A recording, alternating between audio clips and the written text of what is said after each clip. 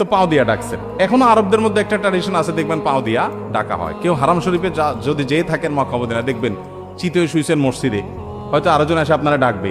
তো আমার দেশে তো সুন্দর করে হাত ধরে বলবে ভাই উঠেন, আর ওদের হলো নিয়ম হলো কোন টাপ দিয়ে পাও দিয়ে আপনারা গুতা শুরু করবে। আপনি কত বড় বেয়াদব, হারাম শরীফে মানুষকে লাথি মারতেছে, কিন্তু এটা তাদের কালচার।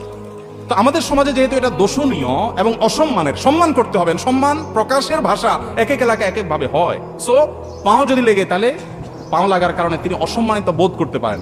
আমি তাকে হাত দিয়ে বোঝানোর চেষ্টা করি, আমি কিন্তু ইচ্ছাকৃত আপনাকে পাও দেই নাই, এটা ভুলে লেগে গেছে, জাস্ট এটা একটা ইঙ্গিতের ভাষা।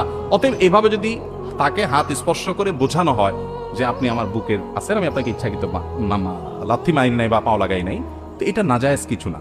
এটা নিয়ে অনেকে অনেক বড় করে ফেলেন, আরে না এটা তো শরীয়তে নাই, এভাবে বুকে হাত দিবেন কেন, মাথায় হাত দিবেন কেন। এটা মূলত একটা আচরণগত ইঙ্গিতের ভাষা। অতএব এভাবে যদি কেউ জানান দেন অসুবিধা নাই, কিন্তু এটাকে শরীয়ত মনে করবেন না। কোরআন